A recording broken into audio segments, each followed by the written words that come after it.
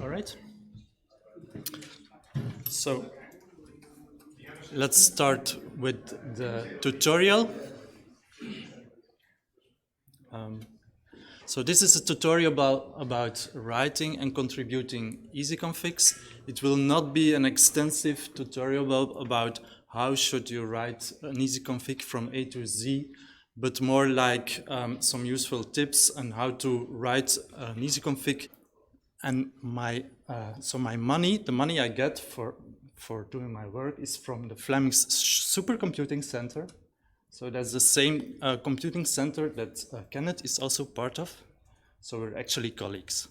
And Kenneth asked me to give this presentation because he already had too much work on his head. So it's actually Kenneth's presentation that I will be giving now. Okay. But don't worry. So I am a maintainer of EasyBuild, but I don't claim to be an expert in EasyBuild at all. So that's why I have Kenneth here next to me if you have difficult questions so he can answer them.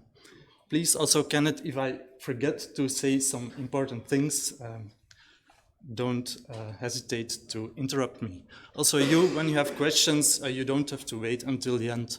You can just raise your hand. All right? You can find me on Slack and on the GitHub repo as Morse. So this is my tag. Okay, let's start then. Contributing to EasyBuild. So in the past years, EasyBuild has improved a lot. You already know that. But still there can be a lot of improvements made. And that's why we need you, the community. And there's a lot of ways that you can contribute back. You can give feedback, like saying, oh, I don't like this feature, or oh, I like this feature, please make it even better. Reporting bugs, joining the discussion, so you can go to the mailing list. You can join the Slack channel. There are also weekly EasyBuild conference calls, so where things are discussed for the next releases. You can share suggestions, ideas, of course, enhancements. And then you can also contribute easyconfigs. This is the main way that most people contribute. You can enhance easyblocks, add support for new software.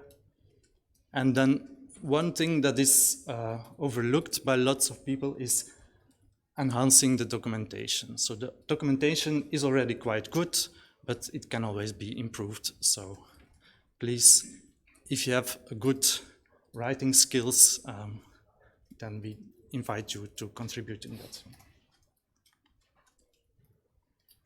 Okay, so if you want to install a new software with EasyBuild, then you need always an easyconfig file.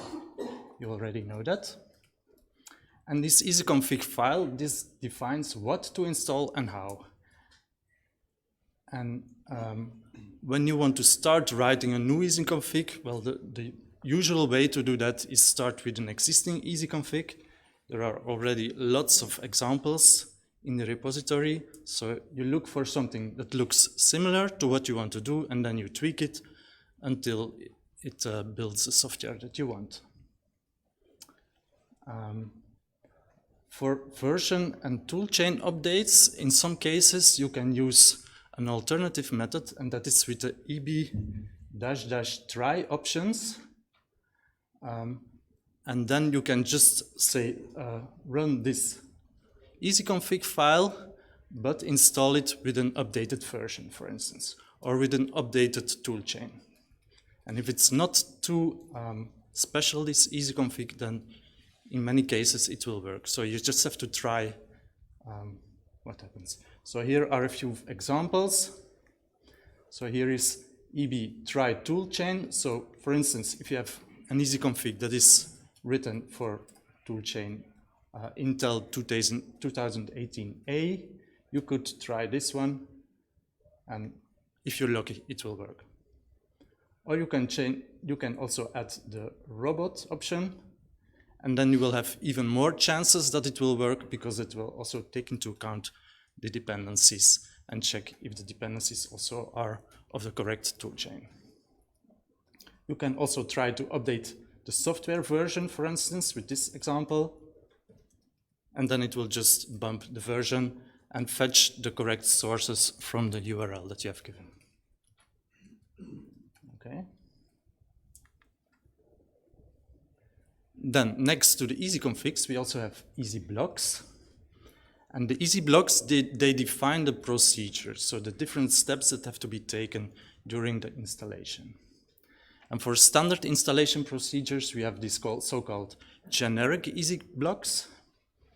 And generic easyblocks do things like configure make install, or for instance, CMake installations and so on.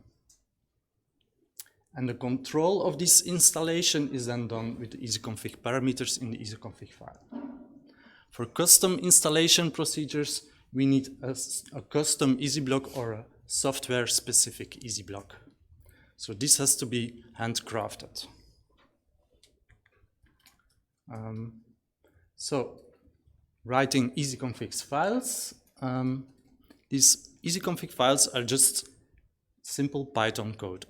Even though they end with .eb, it's just Python. So in principle, you can put whatever Python code in there that you want.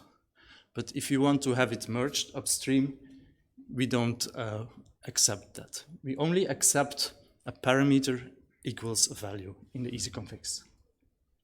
Okay? And we have a number of parameters that are required in every easyconfig file. These are the name, the version, toolchain, homepage, description. So the homepage and the description, they are used mainly for when the models are created, and then when the user does model show, then you will get some description, and then you will know better what this software is used for. Then there are some other parameters which are not always required, but commonly used. Of course, the easyblock, so it specifies the procedure, the version suffix, if it is some special easyconfig with some special variant of the normal installation, or with a different version of some Python dependency, for instance. The source URLs, if it's available, if it's open source, then you can easily add this one. If it's commercial software, then in many cases you cannot provide the source URL, of course. The sources, and then you have the build and the dependencies. So the dependencies is what is loaded during the build and also loaded afterwards when the user loads the model. The build dependencies are only loaded during the build procedure. Then we have the config opts, build opts, and install opts. So these are the extra things that you can add to the configuration command, the build command, and the install command. So that goes after that, and then the pre-config ops, pre-build ops, pre-install ops are the things that you can put before the commands, right? Then the extensions list, and then what is often useful is the post-install commands. These are some extra commands that you can use after the installation, and this, in many cases, can help you to customize the installation and don't have to write patches or do something really fancy. Then the sanity check paths, these are just paths that are checked for files and directories to see if the installation went according to plan. So these are just quick checks. It's not really an extensive check, but at least something has been placed in the install directory. Then the sanity check commands, these are also useful to just have a simple check like --help for the command that is used just to make sure that it works in a minimal test. This is the absolute minimal test, of course. And then the model class defines the type of software. So you have the bio, the math, the chemistry, and so on. Okay, here is then a list of generic easyblocks. So commonly used generic easyblocks, there are more than this list. So you have the configure make. So this just does configure, make install. cmake, almost the same, but instead of the configure, you have the cmake command for that. Python package, of course. For the Python package, we prefer to use always pip install. Unless it doesn't work, then you can still use the Python setup.py install, which is still the default. So you have to always add use pip is true, or at least try it. And if it doesn't work, you have to tell why it doesn't work. And so on. Okay, then there's also the Python bundle. If you have a Python package that depends on other Python packages, you can all bundle them in one easyconfig. Then the make CP is something that just needs a make, so no configuration step, and the installation is just copying of files to the installation directory. Then there's also the tarball EasyBlock that just unpacks a tarball and copies everything into the installation directory. And then the binary is for binary installations, typically commercial software also. And then with the install command, you can specify how these things should be installed. Okay, so many users doubt, like, okay, what should I put in the easyconfig and when should I start writing an EasyBlock? And there's a fine line between that. So it's a case-by-case scenario. So here are some reasons why you should create, in some cases, an EasyBlock. So for instance, if you see that I have some critical values in my easyconfig file that should always be there and nobody should forget it, well, this is something that could be put in an EasyBlock so that it's always there and nobody forgets to do that.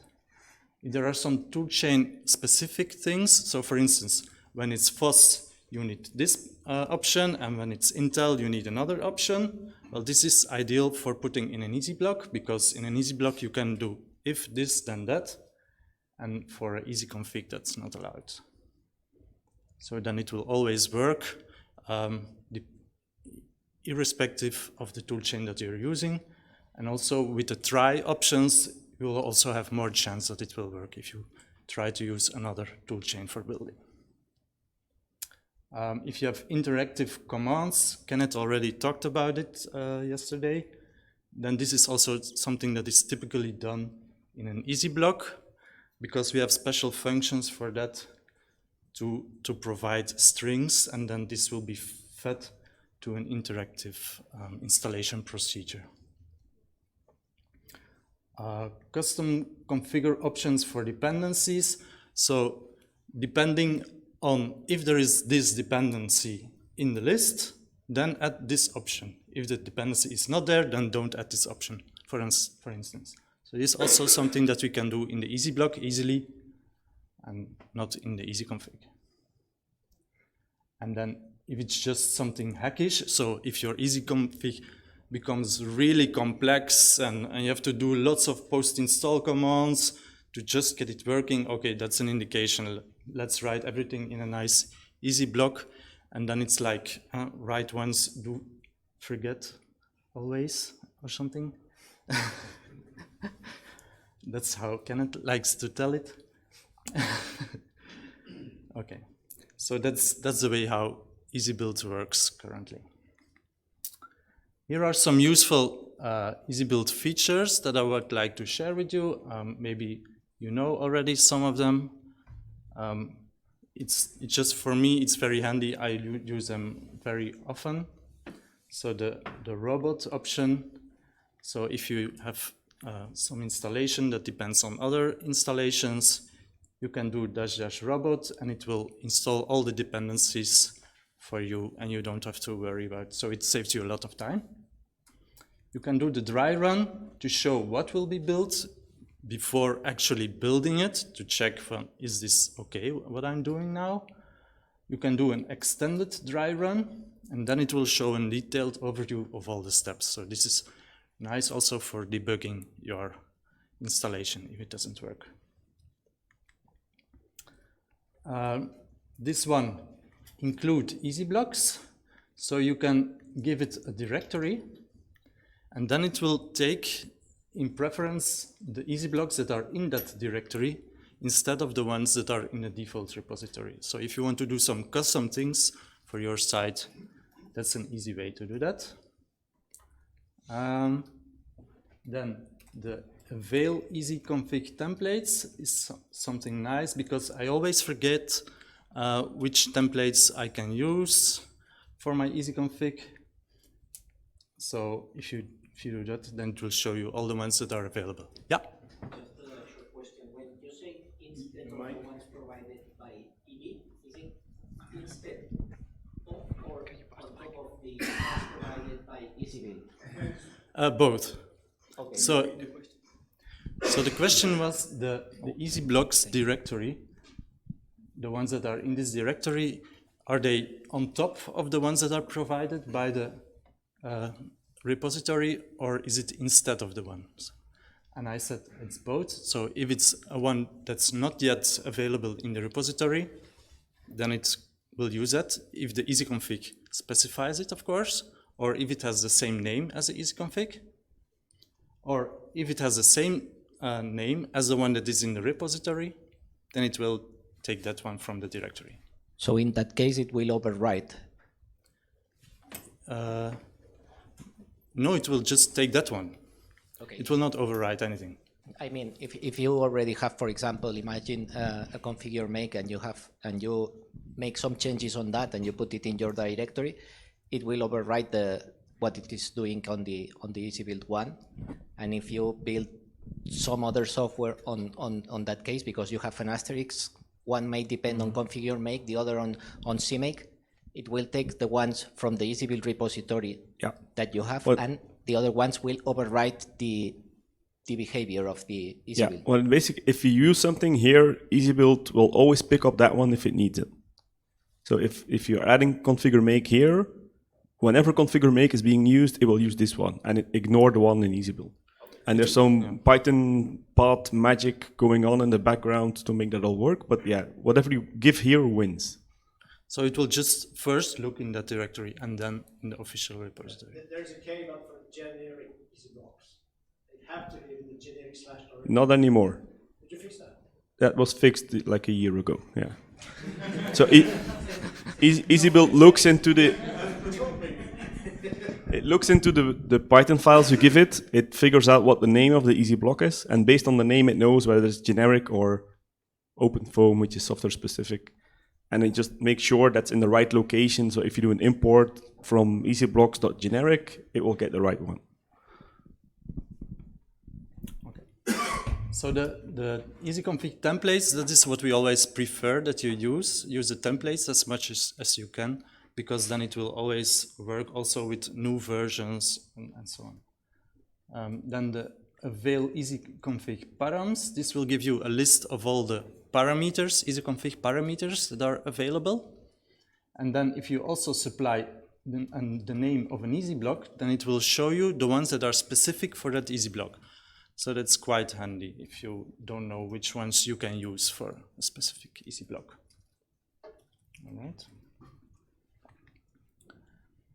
Then this is really nice if you want to contribute back, inject checksums. This will do what it says. It will inject a SHA-256 checksum into your easyconfig. So you don't have to generate it yourself and place it in the right position. EasyBuild will do all that for you. Yes? Sorry?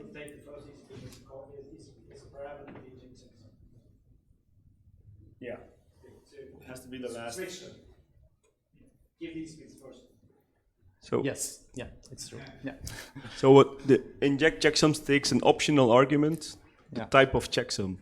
So I should put this at the end of the line. Yeah. Okay. But yeah, the error message is pretty clear. Yes. So by default, it will be a SHA-256. So if you don't specify anything, then it will be good for inclusion. You can also add the --force. So if there are already checksums in place and you want to override them, then you can do -force and then it will just do that for you. check contrib is also nice. It will check various things for you before you want to upload it to GitHub. It will check for code style issues and it will also check for checksums. And I'm very sure that in the future it will also check for other things, but these are not yet implemented. So it will not yet check for like the single dependency variant rule that we have in EasyBuild. It will also not yet check the order of the easyconfig parameters, the use of HTTPS and so on. So, but if you launch a pull request on GitHub, then all these things will be checked. So you will see it anyway.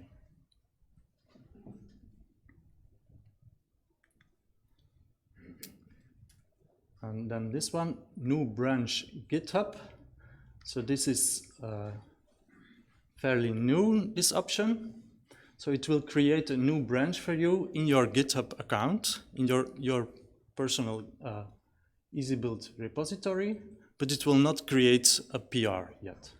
Why is that handy? Because it will already perform all the checks before doing the PR. So if you're not sure, is this up to the standard and I want to only submit things that are really sure that will work, then you can do it like that. show EC from PR. This is nice if you just want to see the content of the easyconfigs in a PR. sync PR with develop. sync branch with develop. This is nice. For instance, if you have a PR that you submitted, and in the meantime, some things changed in the develop branch of EasyBuild that affect your PR. And your PR is not yet up to date anymore. So it's some easyconfigs are already merged, for instance, so it's not, yeah. So to fix all these issues, you can use these options.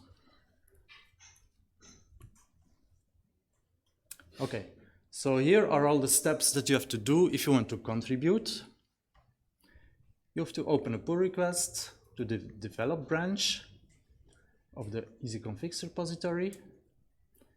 You should keep the number of PRs limited. We prefer to have as little as possible, actually. Kenneth says 10, but for me, 10 is already quite a lot. I prefer to have less, and then for if we want to review it, it's nicer for us. If possible, submit a test report yourself. You can do that. It's not that difficult, but you don't have to do it. If you don't do it, then someone of the reviewers will do it for you. Address the failing unit tests, of course. Address the comments by the reviewer, if they have any. Be patient, because yeah, it can take some time, as Caspar already told us. But that is because we have so many easyconfigs coming in that it's hard to keep up. And then if it's finally accepted, you will enjoy eternal glory and fame. All right. So what you have to do first, you have to do some preparation. You have to first create a GitHub account, then fork the EasyBuild repository to your local, your personal GitHub account. Then you have to clone it.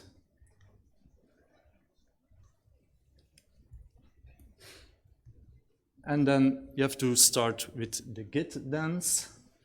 And even the Googlebot says it's tedious, so we have to believe him. It is quite tedious. All these git commands, especially for non-developers, and many of us are not really developers, so we want to have this in an easy way. So these are all the things that you have to do in Git. You have to do a checkout, create a new branch, add your new easyconfig that you created, put it in the right place, add a commit message, push it to your branch to your remote repository. Okay. Then you have to go to GitHub online, open a pull request. If you're quick enough, then you can push this button. Otherwise, you will have to look for it in your repository. Select the develop branch. Now, nowadays, it's already selected, so you don't have to do this anymore. Write a nice line here. So the model class, the toolchain, the name of your software, and the version, and optionally also, for instance, the Python version, if this is non-default. And then write some nice message for the reviewers so they know what they can expect. Double check the files that were changed, and then push the create pull request button, and then finally you have your pull request. Are we done yet? No, we're not yet done, because now Travis, oops, this is wrong. Travis and the GitHub actions, they will do some tests on your PR to check for style and other issues. It will be reviewed by the maintainer. It will be thoroughly tested by at least one person. As I told you, if there are additional changes, you have to go back to Git, make the changes, edit, make the commit again, and so on and so on. So this is really not so nice. So this is explained here. So go back to your branch if you remember what it was. Do some editing. You have to use Vim actually. It's required. Then do the commit. Push it again to your repository. If you push it, then it will automatically update it, your PR. So that's really nice. So this is really what we don't want to have.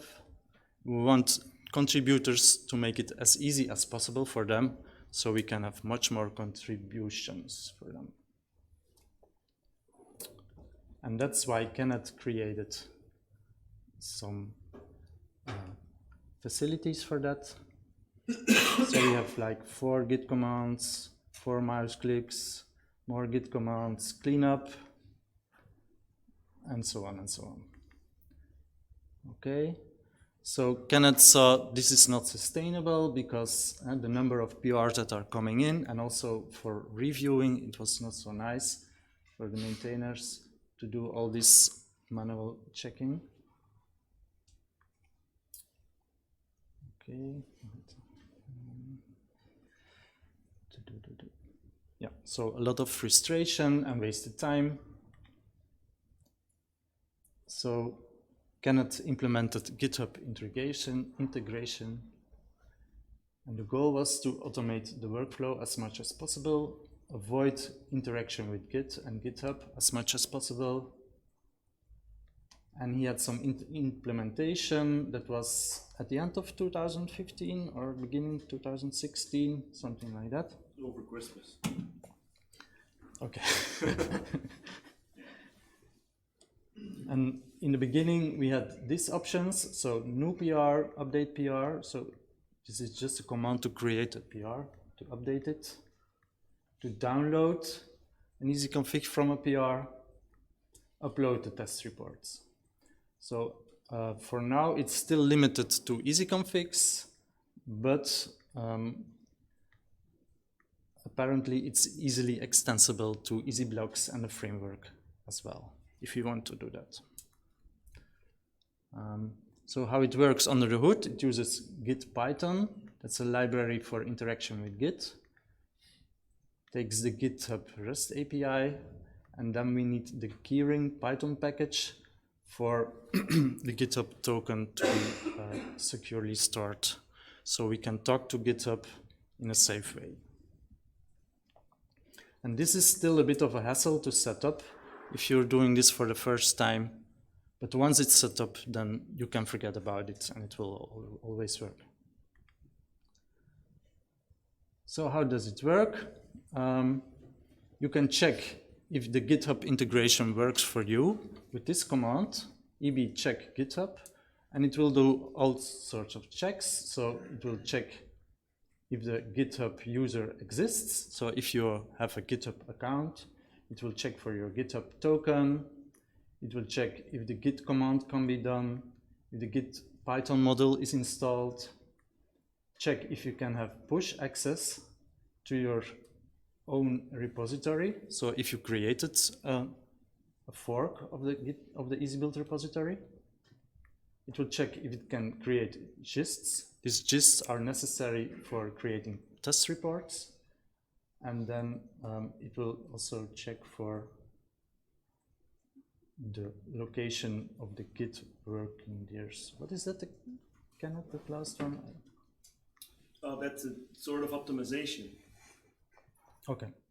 So what new PR will do by default is it will pull down the develop branch from GitHub and start a new branch from there, but that may take a while. So you can give it the location where you have a checkout of the easyconfigs repository on your file system, and then it just does a local copy and update to latest develop and then start a branch, which is quicker. So if you don't have this, it will still work, it will just be a little bit slower. All right, good, thanks. So if all that works, then you will see okay here. And then you can start using this command, eb no PR, and then the name of your easyconfig. And in fact, the name of your easyconfig can be whatever you want. So EasyBuild will infer the correct name for this easyconfig from the contents of your easyconfig file itself. So for instance, if I do this command, then it will check and it will see that actually it should be this name, and it will automatically change this name for you. So it's just one single eb command, no git, no clicking on GitHub. What will it do? It will fetch the branch develop. It will copy the easyconfigs to it.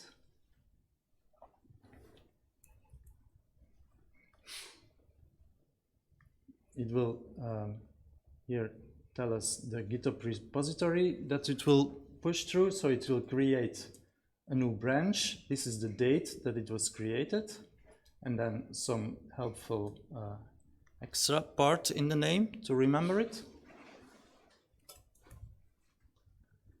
And then here is the name and also the location of your easyconfig. So EasyBuild will automatically know that it has to put it here in this directory.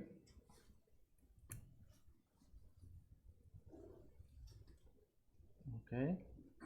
And then here is everything about the PR. So this is the target. So it will always go to the develop branch by default, but you can specify it if you don't want to put it in the develop. It will automatically add the title correctly, and it will also give a description. So it's created with eb no PR. Okay. And this is then an overview of the changes. So you can see that one file changed because it's a new easyconfig. It's only insertions, right? And then a new pull request is created. And it should also show a link to this pull request. Yes. So here's the link. You can click on it and it will bring you immediately to the pull request on GitHub itself. So none of this anymore. That's nice. Single eb command, no git, no GitHub, and no local branch to clean up.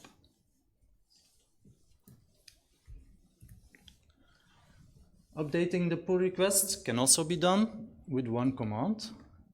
So you just give it the number of the pull request. Now you have to give a commit message always for updating. And then in the same way, it will correctly fetch the branch that corresponds to this pull request. And then it it will overwrite the correct file that is in there and do the pull request and the changes. Okay. That's nice. Then another feature is the EB from PR. So for instance, suppose that you want to install something and it's a really difficult installation, but you saw that there's a pull request for exactly the software that you need, but it's not yet merged. But you really need it today because your boss told you. So you can use this feature, EB from PR, and it will directly take all the easyconfigs in that PR and start building it for you. So you don't have to download it manually or anything else, okay?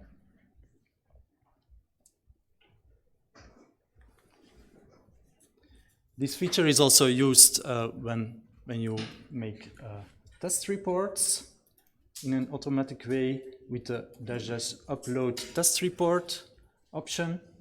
So it will create automatically a test report and upload it for you to GitHub. Right? Oops, what's this? So this test report will be uploaded as a gist, and a comment will then be added to the PR to trigger notification by GitHub. And it will also show here if it succeeded or not. So if you have success, this one is success, this failed. All right. What's this? So you can check also when it failed, you can go to this, click on this link, and then it will show a partial log of the of the build test, and then you can check why it failed, and hopefully fix it, and then try again. All right. Then this is nice for reviewers. So what it does is it will review the PR. It will make a diff of the PR. So it will check the EasyBuild repository with all the easyconfigs that are already there and compare it with the ones that are similar. So maybe a different version or maybe a different toolchain. And so we can easily check what has changed between the different easyconfigs. Okay.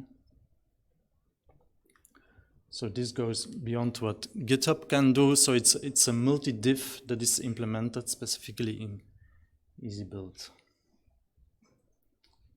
All right.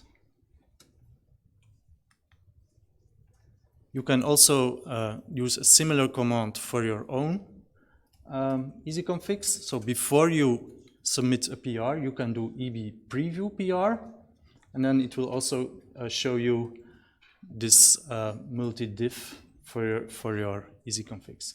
For instance, this is for the review. So this is how it looks like. It's nice with colors. So in this example, the version was changed and the checksum was changed. So it's very easy for the reviewers to see if everything is going according to plan. You want to say something, Kenneth? There's a question by one of the remote viewers, so I'll let you answer the question.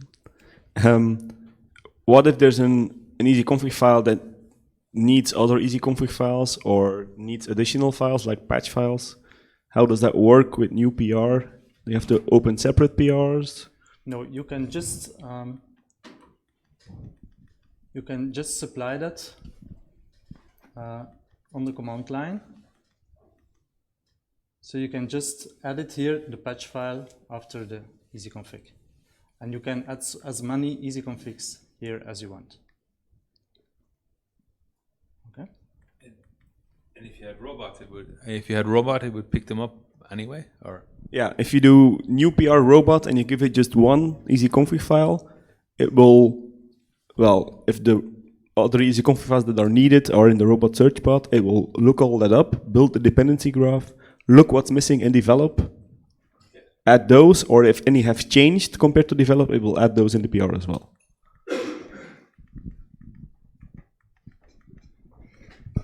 All right. Sorry, just to add something, as I made the mistake once, if there is a dependency also, you can add in the commit message depends on and specify the PR on which the package depends. Yeah. So what we use, if there's a dependency that's in another pull request that's already open, the tests will fail in Travis because there's a missing dependency. And then what we ask you to do, you could do it in the commit message, but usually what we do is we do it in the PR description. So there's an option that you can give a custom PR description and just mention the PR number in there with a hash. So GitHub links it. And then a maintainer or a reviewer knows, oh, I have to look at this one other first, merge that one. And then usually for most pull requests, the maintainer can actually do in sync develop for the pull request, even though it's somebody else's branch. GitHub allows that now. So once we merge the pull request, we can do a sync to make sure Travis is happy with it and then continue like this. So just, mention it in the PR description with the PR number and then, that's good enough. Yeah, there's another question. Adam mentioned somebody else asked about support for new PR for opening pull requests for EasyBlocks. That's not supported yet, and it's been on the slides that it's easy to add that for 3 years now. You just have to get it implemented, and it needs a bit of shifting around in the code because everything, all this GitHub integration now is specific to easyconfigs, so you need to add a bit more logic to make it smarter. The main reason it hasn't been done yet is that the gain is a lot smaller for EasyBlocks. There's not a lot of logic you can do in this feature that helps you a lot. So it can find the right place for the EasyBlock, but that's about it. It can probably won't do renaming or things like this. And also, most people that make changes in the code are familiar with Git already. So for them, it's a smaller win, but we should have it. And we can also do it for framework, and there maybe it's cooler or nicer to have. If you can use new PR to open a pull request to framework, you have a bug, you dove into framework, you changed some Python code in your installation and it works. And then you can just let EasyBuild figure out the diff and open a pull request for it without you having to specify which files change, and it can figure that out by itself. So that would be a nice thing to add maybe. All right. Some words about the Booglebot. So this bot creates comments when the test fails, so you will get an email about it, and you can hopefully start working on it faster, so you don't forget about it. Sometimes some things don't work in Travis, and then it can trigger a new test to hopefully make it work the second time. So how the Booglebot works, you can check it out on this GitHub page from Google himself. So what is the impact of this new feature? Well, you can see the impact has been tremendous. So from 2016 to 2019, the number of pull requests that were created with new PR has risen a lot. Now about 80% of the pull requests are done with a new PR feature. I mean, you see that we are now over 2,000 PRs. So this poses another problem now. That's reviewing the PRs actually.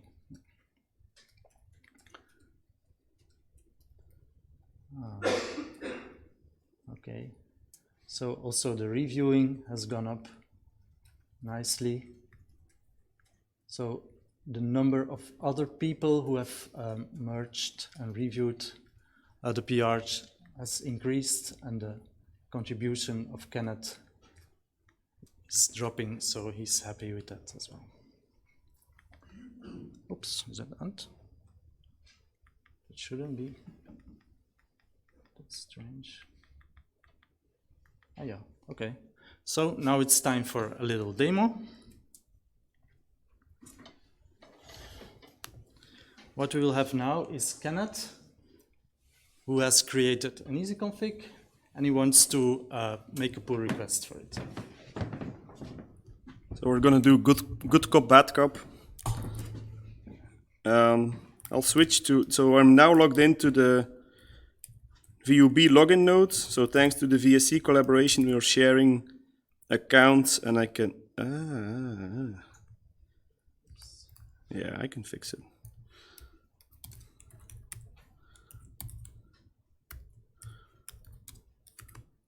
This should work. Yep. Okay. I'm just switching to our Ugent login nodes because I know these a bit better and have some Python packages installed there. So everything is set up. Even have a screen session running here that I can connect to. Yes, there is. Come on. On our other login node.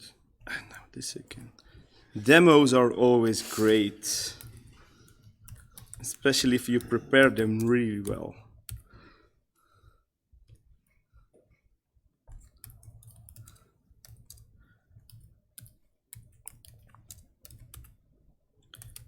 Okay, so I have two easyconfig files here that I want to contribute back. Let me first check my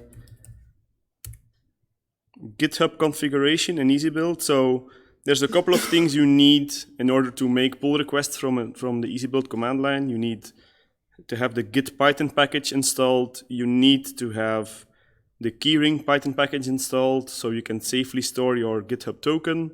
So you see part of the GitHub token mentioned there, but you're not getting most of it, so that's fine.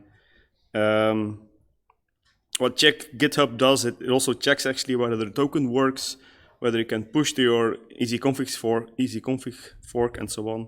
And it needs my SSH password here, but I'll cancel it. So this should say okay for everyone, or for everything.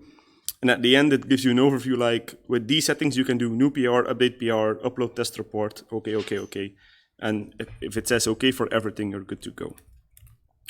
So what I'll do here, Vasilios mentioned yesterday that we don't have an easyconfig file yet for the latest version of Reframe. And turns out it's really easy to create it. So there's no big surprises here. It's just a version update of the latest version of Reframe with the new checksum, and this works.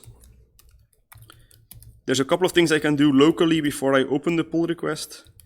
I can use check contrib, so this will check for a couple of things that Travis will check as well, mostly code style in the easyconfig file, so like white space crap and variable names and things like this, whether everything is okay. So that's a pass. And it also makes sure I have a SHA-256 checksum in the easyconfig file for all the source files, all the patch files, because Travis will fail on that as well. So since about 2 years or something now, we have a check enabled in Travis that we want to have checksums for everything, because it's just good practice. So that looks all good for this one. I can, because I'm being very careful, I want to check what I'm actually changing. So some showed review PR, which is something we use as maintainers to take an easyconfig file and compare it to the existing easyconfig files. And there's some logic there. It will check the closest match. So if it has an easyconfig file with a different version of FOSS and the same version, same software version, it will use that. Or maybe the most recent software version, and so on. So here it should find one or more Reframe easyconfigs, existing ones, and it will give me an overview of what has changed. So it takes a while because it's pulling down the develop branch from GitHub, figuring out which files to compare with, doing a multi-diff, which is not that easy to implement, but we had a student intern doing it, so this was not my work. And then you can tell, so it shows a couple of lines. Everything in red is what you removed. Everything is in green is what's in the easyconfig file you're using. And it's comparing with different other easyconfig files. So it found 3 Reframe easyconfig files, different versions. And it says, in this version, the 8 has disappeared. Here the 9, here the 0. And this became 2.1 in the new one. So this just a version bump. And usually with a version bump, you also have a change in the checksum. So for me, it's pretty clear, like I haven't done anything weird in my Reframe easyconfig that I want to contribute, and I can push this or I can open a pull request for this. If you do new PR, it will go ahead and open the pull request. So the preview PR you do here is exactly what maintainers will do with review PR. They will get the exact same diff. So you get a good idea of whether what you have changed actually makes sense, or whether something site-specific may have snuck in there that you need to get out before you open the pull request. So now it's giving me some progress report, and now of course it needs my password. I hope you don't have a keylogger here, Sam. And it's interesting because it's in a ZERTY keyboard. Muscle memory doesn't work anymore.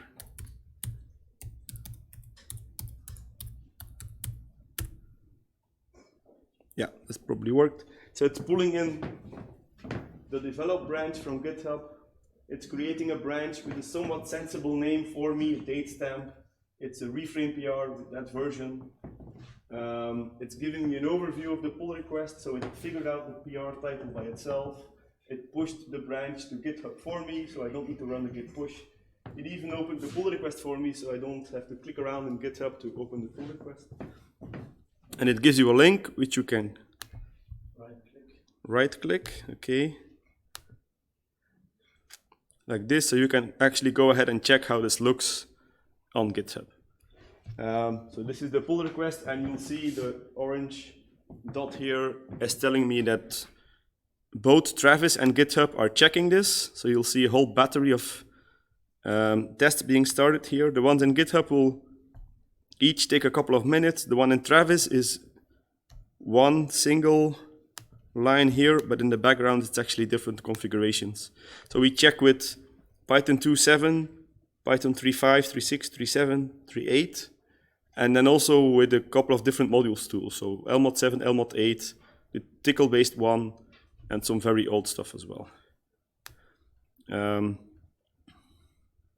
So some of that you see here. In Travis, we've trimmed it down to just 2 different Python versions, because Travis is way too slow. But most of the testing is done in GitHub now. There's one more thing I will do before I give it over to Sam, who can show you how a reviewer handles a pull request. I quite like EasyBuild, so I want to help the maintainers a bit and show that this worked for me. So what I'll do, use from PR to take the easyconfig files from the pull request. I'll do an upload test report, and I'll force it because I think I have it installed already, so I want to reinstall it. And I don't really care where it goes. I'm playing in my account, not in the production, so the users don't see this, so I'll just go ahead and do this.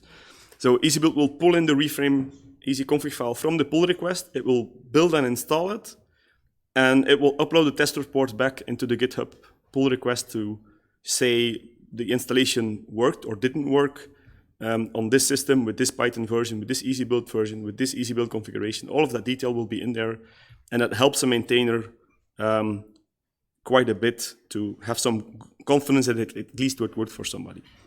Usually maintainers retest it on their own system or on the shared test infrastructure we have at CSCS now, just to make sure that it wasn't cheating or just to get reconfirmation again. So you see it doing the actual installation, running a sanity check, which is, I don't know exactly what it does. There it goes. It does an import of reframe. Yeah, I'm supposed to pick up my kids from school. That's not going to work. It's an import for reframe, does some sanity check-ins, creating the module. It's a bit slow, but that's because of my setup in my VSC account, where I play around with Python path too much.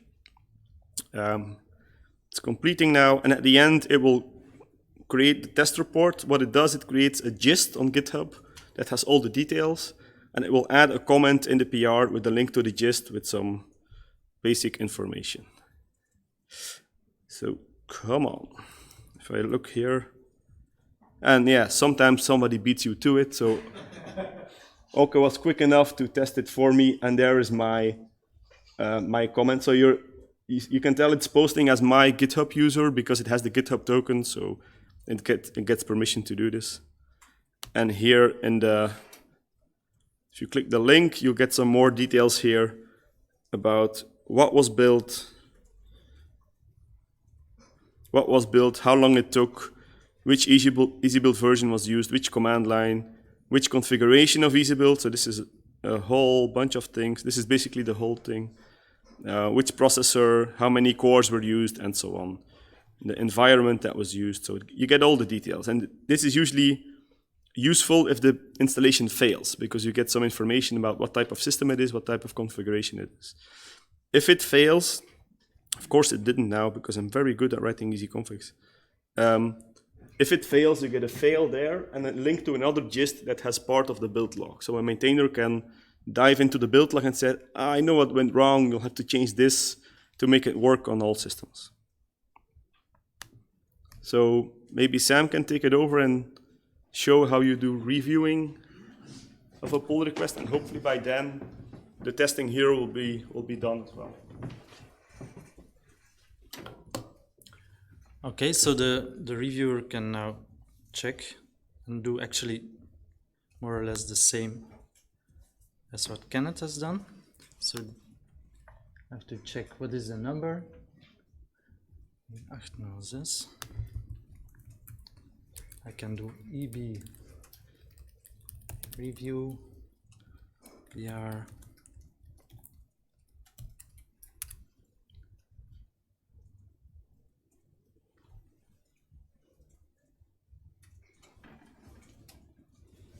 Okay, this is quite slow.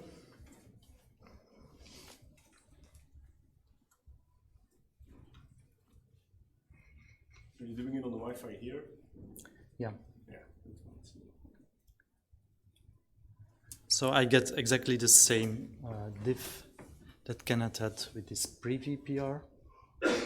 I can check what has changed, and if I'm happy with it, I can go to GitHub and accept it. But of course, first, all these checks have to pass.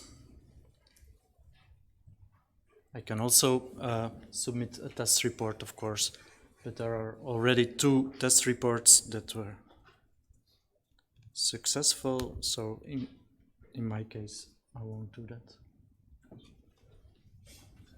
Maybe you can show what merge PR does now. Shall I merge it already? Right, There's no mistake in it. Well, we'll shortcut it. Of course. No, you just use merge PR without force. Can do eb-merge PR. Oops.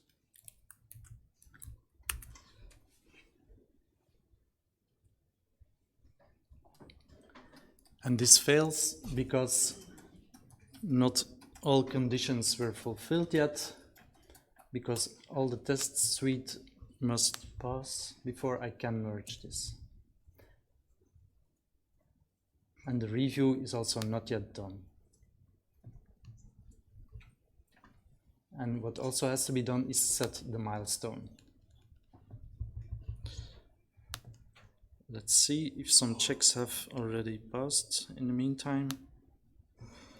It's taking quite a while. Normally it goes faster, I think. Yeah, it depends on how many pull requests we're getting, of course. Yeah.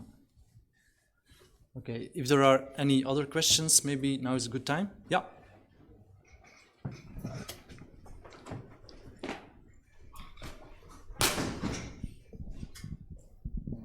I actually have 3 questions. So are there any plans to chain a new PR or the check contrib? So basically when you do a new PR, implicitly also run check contrib? We can actually, and maybe we should. So because it happened often to me that, I just forgot something. I just bump up version, forget to inject the checksums, and then thought it's done, and actually the bot tells me. So if it would fail fast, actually this is what I do. I make an alias that does the both. Okay. And I also check some extra things because I don't want to wait for the test to fail. Yeah. It's a good idea, but the main reason is to run check contrib, you need additional Python packages installed. Ah, okay. You need PEP8, you need maybe something else, but it needs a couple of other things. Okay. And you'll get a pretty clear error message if they're not there, but yeah, it's an added requirement.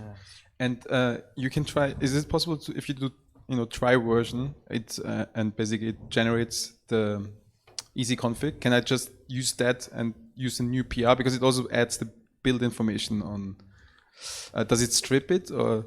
No, I don't think it strips the build information. If you do try software version, so this is something we should. This is the tweak idea I had yesterday as well. If you do EB try software version, it will take an easyconfig file, change the version, and do the installation. And you can actually not combine try software version with new PR, I think. I have to try that, but I'm not sure if it's going to work because it's also it wants to trigger an installation as well. The tweak idea would be to just tweak easyconfig files and not trigger an installation. So there it could help. And then the last one, I don't know how other people do it. Like we have multiple people that basically write easyconfigs, and then when you install it, we have this, I think, group writable flag set to yes, but then still can happen sometimes that I have to change the module directory or source directory. What's the best practice actually if you have? We fixed some bugs there recently. Okay. Because the maintainer started using the shared test infrastructure at CSCS, and we noticed as well that you cannot override each other's installations, and there's in 4.10 or 4.11 there's a bunch of fixes for that, so you should definitely try again. And if there's any more issues you run into, let us know, because we really want this as maintainers also to work, because we're starting to share this test infrastructure. Yeah. Okay.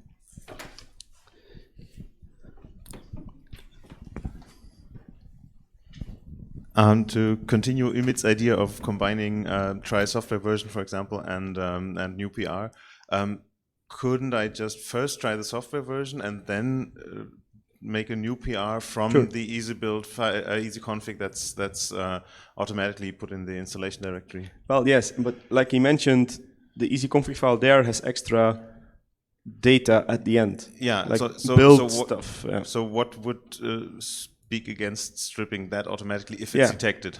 Yeah, so it should. I don't think it does. But it's not. It's in the installation itself. It doesn't contain that extra information. Well, there are two easyconfigs. Yeah, right. Okay, so there's when you finish an installation, you get a copy of the easyconfig file in the installation directory. That one will be clean. So that one will be good to do new PR on. You get another copy in the easyconfig archive thing. That one will have the build stats. Oh, okay. So there will be extra stuff that you actually have to manually strip, or we have to enhance new PR to strip that for you. Okay, but there is a clean one. Okay, that wasn't clear to me. Okay, thank you. Yeah. Does this commands work also for framework? Not yet. Okay. So new PR, update PR, all this PR stuff is only for easyconfigs for now. That was what I was mentioning before. We can do a self-check, let EasyBuild check on itself what has changed in my installation, because you fixed something in the code and you could open a pull request for whatever has changed. That would be cool. Or it could let you specify filetools.py, I made a fix there, please push this in the pull request. Yeah. It's doable, but somebody has to do the work. Yeah. If Miguel is still awake in Singapore, because he has helped a lot with the GitHub integration as well, so we should definitely take another look at that. Yeah. To be specific, the EasyBuild config that it's generated is that you should use for new PR is the one in the reprod directory under the EasyBuild directory in the software installation, because that one does not have the resolved. Yeah, I've just checked it. You can check. No. No, I just checked it. Where's my stuff?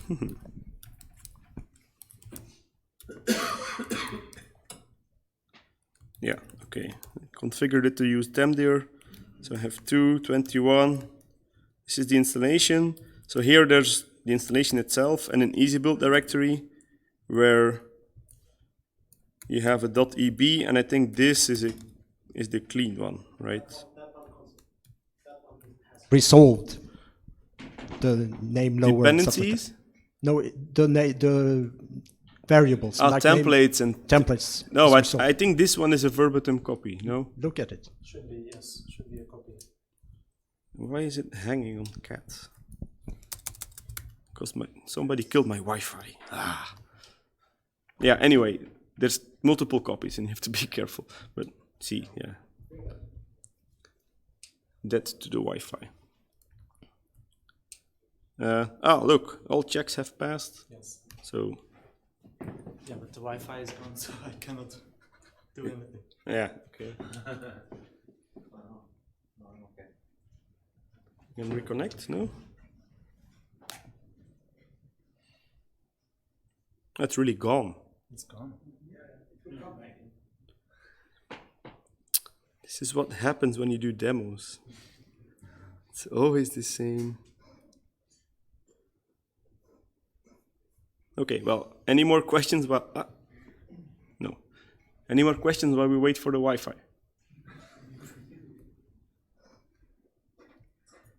I can try to reset it. All the people in the stream are confused now. The stream is still going. The Wi-Fi. Ah, yeah. The Wi-Fi in the room is gone. Yeah, so people who haven't tried this yet, please do. If you're opening pull requests now, but you're doing it manually, please consider using this because it helps us as maintainers a lot because it's like a standard for contributing back. So if we see, and we can easily tell that a pull request was opened with new PR, it tells us a lot about the quality of the PR or the things we have to check in the PR. There's a bunch of things we don't check anymore if we see it's done with new PR because we're pretty sure it was done properly. And it saves you time, like you don't have to click around on GitHub, you don't have a local branch that you have to clean up after merging. There's all kinds of small benefits and it really adds up. There's one more thing, the close PR afterwards. To get rid of your... The one on GitHub, yeah. No, you can use EB close PR afterwards and that will... No, that doesn't kill your branch, does it? What do you mean with close PR?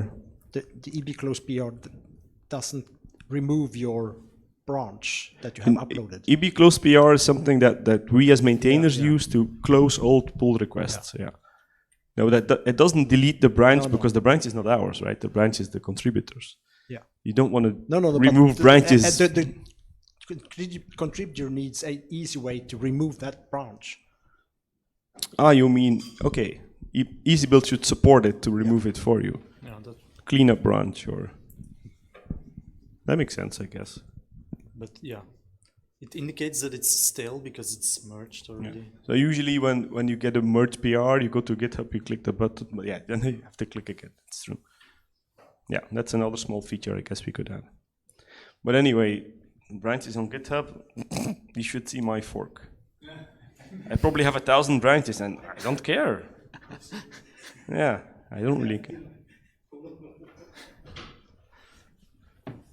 Okay. Okay, let's wrap this up. Yeah, let's wrap up.